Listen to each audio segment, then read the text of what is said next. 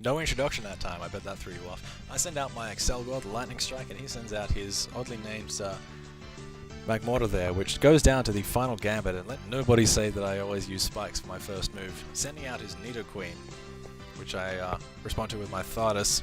Expecting the Earth Power, I go into my Archeops, which does not take a single thing from that Nidoqueen. Sadly, the Earthquake not doing quite enough to kill the Nidoqueen, which returns a very, very strong Thunderbolt, taking out Interceptor. At this point I send out my Spiritomb, which I forgot to rename. I think Deadbeard, while kind of appropriate, not really suiting the Spiritomb. It is named after the other final, not really the final boss, but the most difficult boss from the original Golden Sun. It was just impossible to kill for the most part.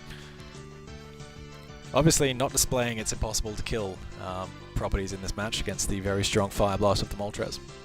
However, the fucking Stone Edge from Thardus being very, very strong against the other 4 times weak Moltres. And it is taken out. At this point, keeping in Thardus against the Hitmonlee would be Suicide. It goes for the Fake Out, which is apparently strengthened with a normal gem, whatever floats your boat, buddy. Floral Virus going for the very nasty Encore, forcing a switch for that Hitmonlee. And Floral Virus going for the obvious Paralysis.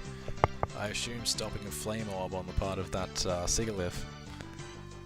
Going for the U-turn there, just because having a stall Pokemon up against Sigalith, you're going to have a bad time. I have to take this thing out before it goes for the Cosmic Power until I just cannot kill it. Stone Edge being super effective in taking out the Sigalith.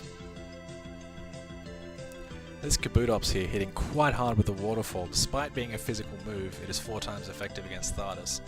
So at this point I send out my Whimsicott, the good old Floral Virus, using an Encore into a move which he is more than happy for taking multiple hits of. At this point, Floral Virus just setting up with a Stun Spore that missed terribly.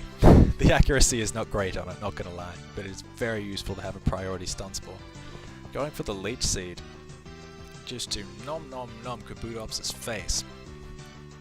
And going once again for the Stun Spore.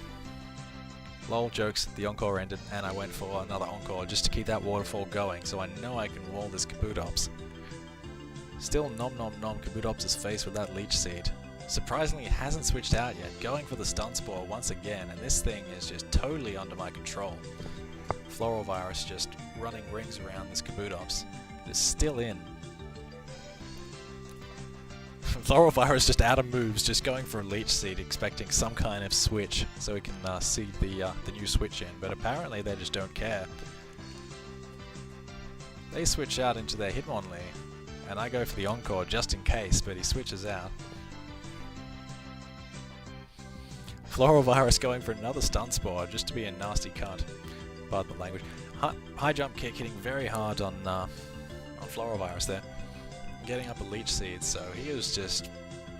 Basically his whole team is paralyzed. He has no Cleric left on the team. He is just going to have to sit back and take this and just be under the little fingers of Floral Virus, who is taken out, but his work still very visible on the field. Sending out my Fusion Mortar with the hefty Fire Blast there. And their Hitmonlee is taken out. They send out their Kabutops, and Hidden Power Grass. One-hit kill against the Rock Water type, absolutely no chance. And that is a victory to me, with Magmortar, the only remaining poke. A very close battle. And I hope you enjoyed the video, guys, and I'll see you next time.